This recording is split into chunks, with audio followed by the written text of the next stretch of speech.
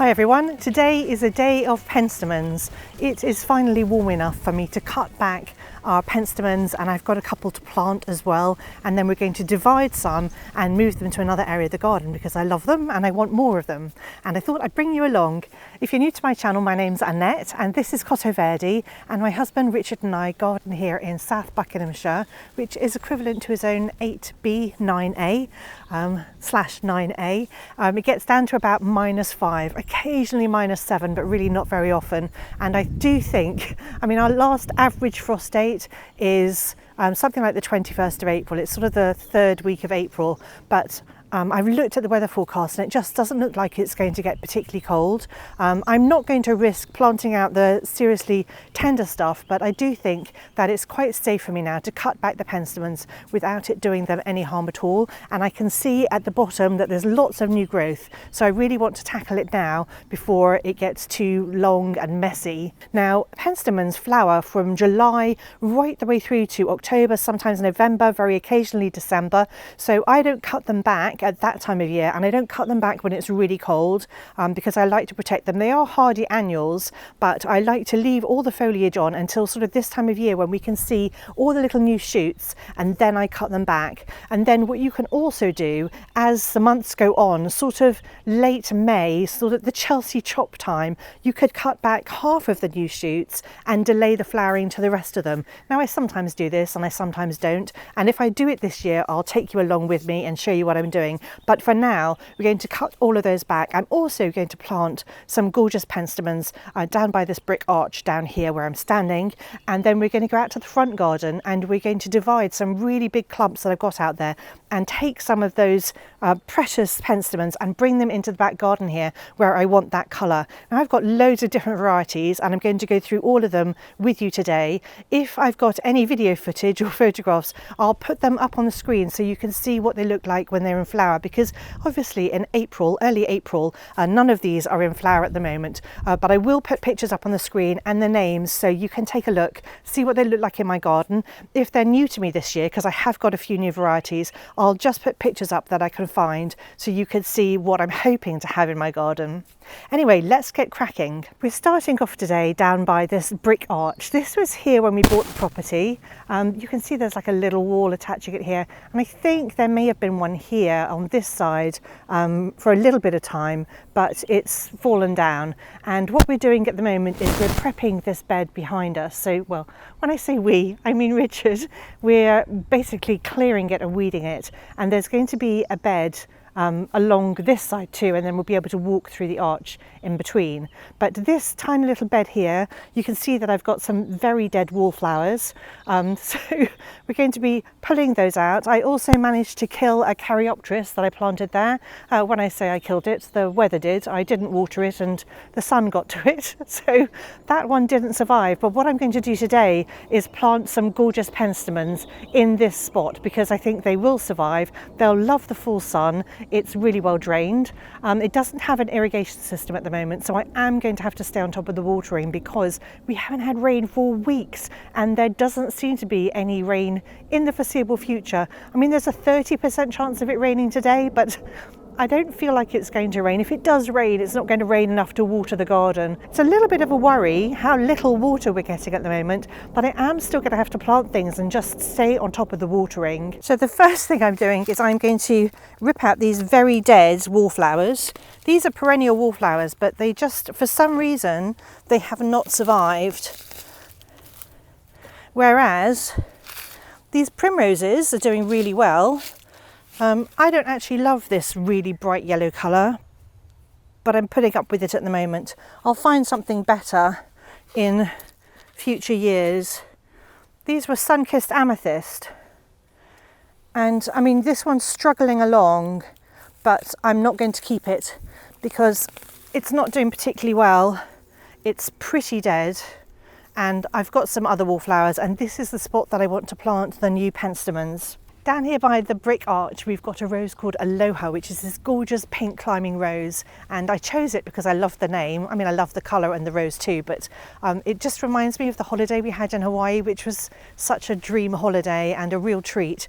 So we've got that, and that's going to climb up this brick pillar. It's only been in a year, so it's just starting its growth. It was settling in last year. But right in this spot here in the middle, I'm going to plant a penstemon called Penstemon Penstemon Laura. Rich has just watered them because they were a little bit dry. So we can see at the base here all the new growth that's coming up. And when we prune the penstemons, we're going to prune off all of last year's growth. We could prune to here, one bud here, or we could prune right down to the base. I think I'm actually going to prune to here, so the first really strong bud, but there would be no harm pruning down to that one there, because as you can see, all the new growth is coming from the base. But I'm going to prune to there, and then we're going to plant that without last year's leaves. So I'm going to do exactly the same with this one here, and I'm going to prune. Can you see there's like a little shoot coming off there? So I'm just going to prune to that. So at the base of each planting hole, we're putting a multi-purpose fertiliser. I'll put a link in the description below because lots of people ask me which one I use, but it is a general multi-purpose fertiliser. I do really like this one. It seems to suit our plants and our garden, and we get really good growth from everything. This one's got a lot of growth at the base, but again, I'm just going to take it down to there. This one has got, this stem's got quite a few new shoots coming off it, but I'm going to prune it, I think, quite low down to there. But look at all the new growth. So this is how penstemons grow, and we'll get loads of growth from this year.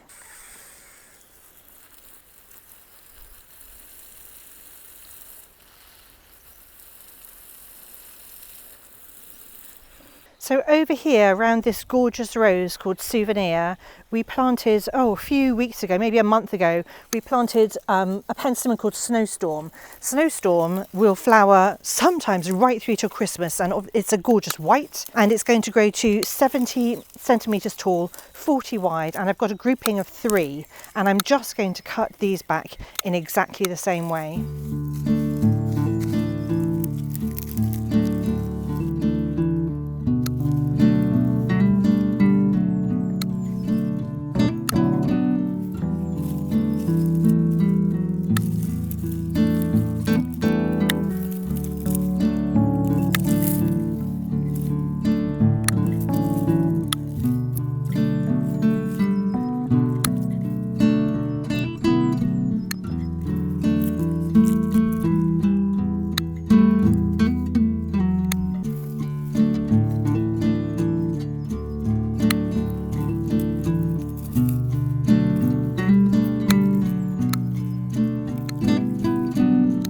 This spot here is where I had some of my favourite penstemons last year. It made me so happy. So I've got a penstemon here called Arabesque Apple Blossom, which is this gorgeous white with pink tinges, and then I planted next to it something that I grew from seed, which is a penstemon called Twizzle Coral, and I absolutely loved the coral colour, and I thought actually that both penstemons went quite well together, even though the apple blossom was quite pink. I just think they set each other off. Apple blossom is one of the longest flowering penstemons in my garden. It really does just keep going and going. I've also got it planted over near the Harlow car roses outside the kitchen, and it just keeps going.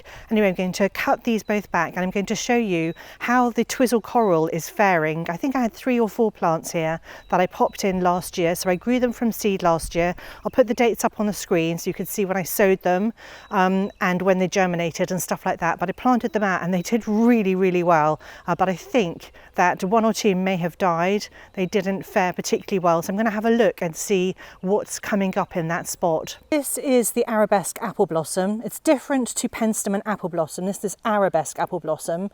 So I've got a clump here, and then this is where I had the Twizzle Coral planted.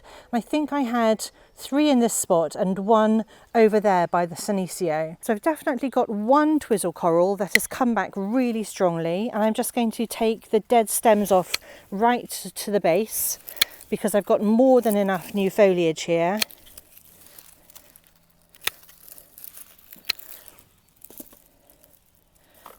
I just find it so exciting that I've managed to grow this from seed. I don't know why it makes me so happy, but it really does. Obviously we've got some weeds here. So this is another, okay, that's a weed. and that's a weed. But this is another, so this is another twizzle coral here. I've got a little label, and it has got, I mean, it's obviously not come back as strongly as that one, but it has definitely got some foliage. And then I'm not sure where the third one is.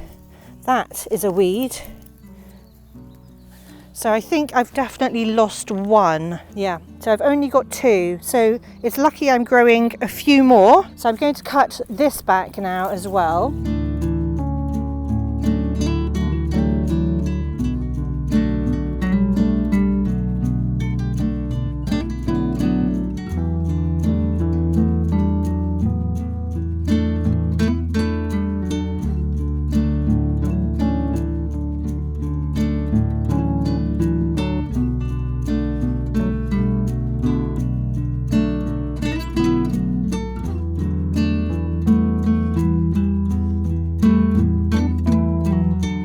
Had to run inside for a few hours because it was raining, which is, we haven't had rain for so long. That serves me right for saying that it probably wasn't going to rain today. There was only a 30% chance because that's what the weather forecast said, but it rained and I'm so happy. I mean, it hasn't rained enough to properly water the garden, but it rained sufficiently that we needed to go indoors. That's another helicopter. Anyway, I'm going to carry on. Hopefully you can't hear it. So down at the bottom border here, a couple of weeks ago we planted a penstemon called Pensium plum jercum, and this is a gorgeous purple penstemon with a white throat, and I thought it would look really nice with my Julia's rose and the sweet honey because they've got sort of more apricotty peachy tones. They're more on the warm side, and I thought the purple would really enhance that and set them off. And so I've got a couple here, and I'm going to do exactly the same thing with these. I'm just going to cut them back to where I can see those tiny little new shoots. So one of them looks a little bit dead. This one has not taken. There's a tiny bit of green on it, so I'm going to cut it back in the hope that maybe it will grow back, but I may have to replace that or divide one of the others next year. I'm not sure why that one didn't take. I've got another one here.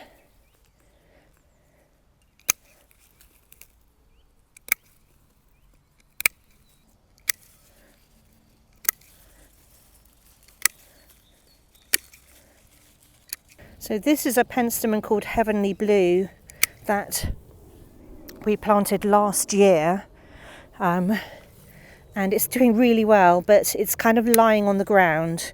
So I'm going to cut it back in the hope that it starts growing more upright.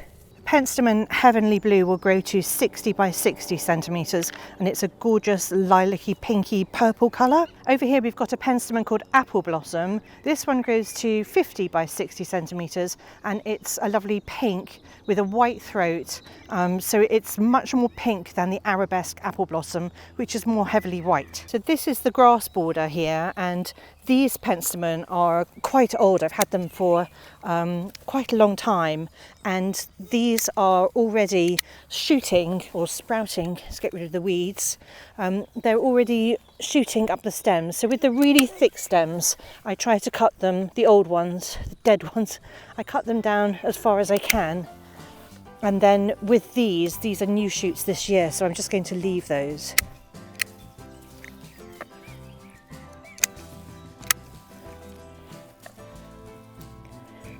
So generally speaking, I find that the penstemons don't need staking, but I do stake the ones in our corridor bed, which I'll show you in a minute, because I don't like those flopping everywhere, and they are some of my favourites. So these old stems will produce new shoots, so you can let them grow. You could just take off the dead foliage if you like and let them grow, but these are the kind that they'll flop everywhere because they're very top heavy, because they've got so much new foliage on them. So I take those off because I just don't want to deal with flopping plants.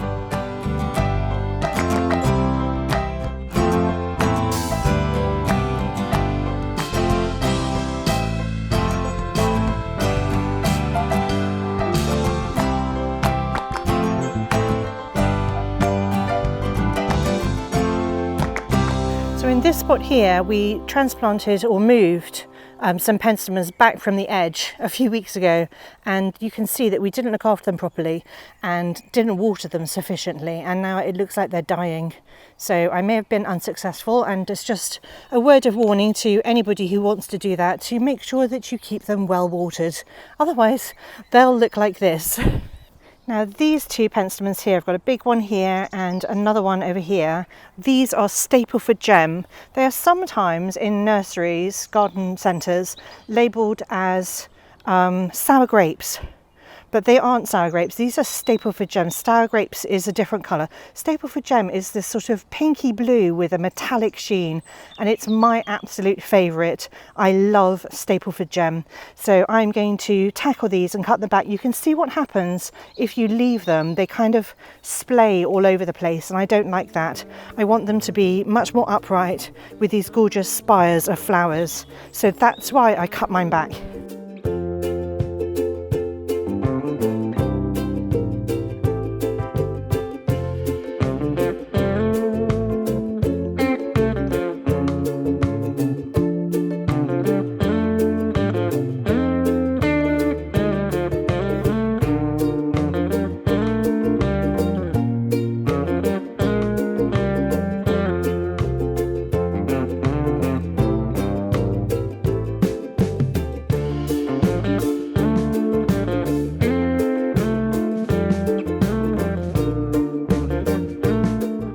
So this is also a Stapleford Gem, and you can see that we have a plant support around it and it stays in all year. But I'm going to take it out in order to prune it.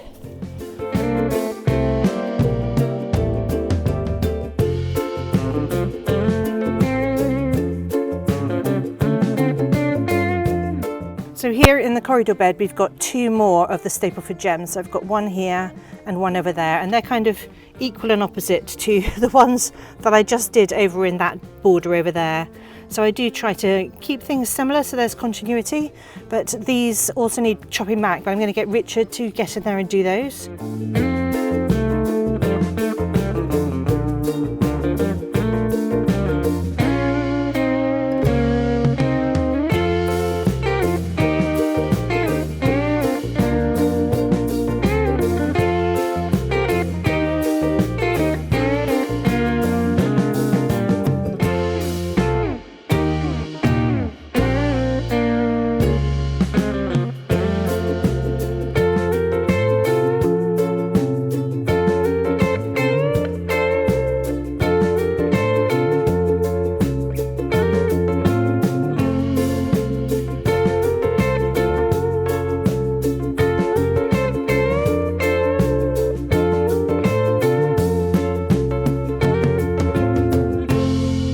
Behind me here we have two other penstemons. The first one is called Garnet, and it is this gorgeous crimson colour. It really is a bright spark, and I want to dig some of it up because it's quite a big patch. I don't need it quite so large, and I want to put some of that in my Queen of Sweden border because I think it's going to go really nicely with those pink roses. I think it'll look fabulous. And then just behind it, further up the border there, we have one called Heavenly Blue, which is exactly the same as the one that we've got planted down by the Coco Loco roses in the bottom bed. But I'm going to take some of this because it's a huge patch, and we're going to transplant some of that into the grass border because I think that blue pinky spark, I think that's going to look really nice in the grass border. So this is my patch of Garnet here, and it really is quite large. I don't need it to be quite so big, and I think I'm going to dig this patch up here. I may be getting Richard's help. That's like rock. What am I digging? Right, hopefully not. What I'm digging? This patch here.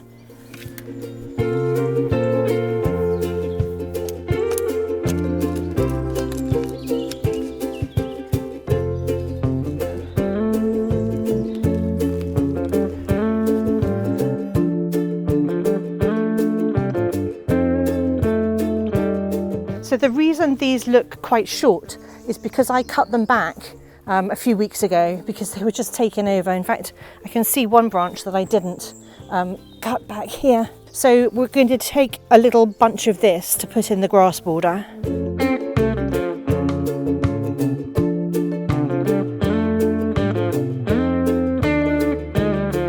This is the grass border, but what I'm going to do is I'm going to flip the camera so you can see what I'm looking at, because it's incredible. It's the most amazing sight and it just brings me joy every single year. Isn't that cherry tree stunning? It's so gorgeous. Oh, just love it. I am going to, or Richard is going to plant the heavenly blue in this border here, which is the grass border. I just think that bluey lilac-y purple is going to set off some of the colours in here really nicely in the summer. So there is quite a lot of calendula in this border, and I think we're going to plant some of it in amongst the calendula.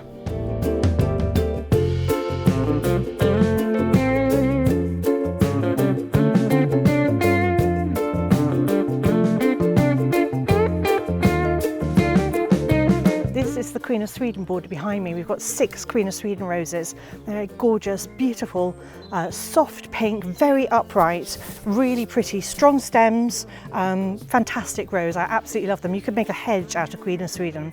And we're going to pop the Penstemon garnet in here because I think that flash of fuchsia red crimson is just going to look really wonderful. It's kind of got a pink tinge to it, and I think it's going to look great in this border. We've got 3 clumps, really good solid clumps that we dug up.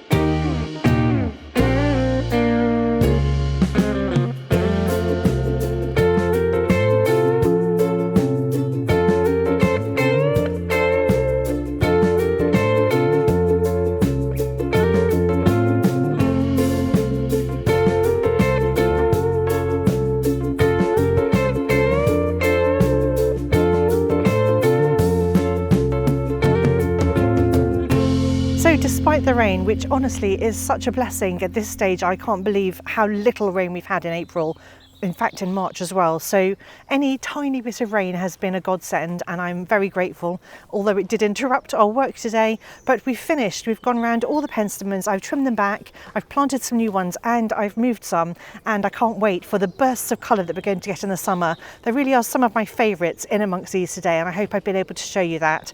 Anyway, hope you've enjoyed it, found it interesting and useful, and thank you so much for watching. I'll see you all next time.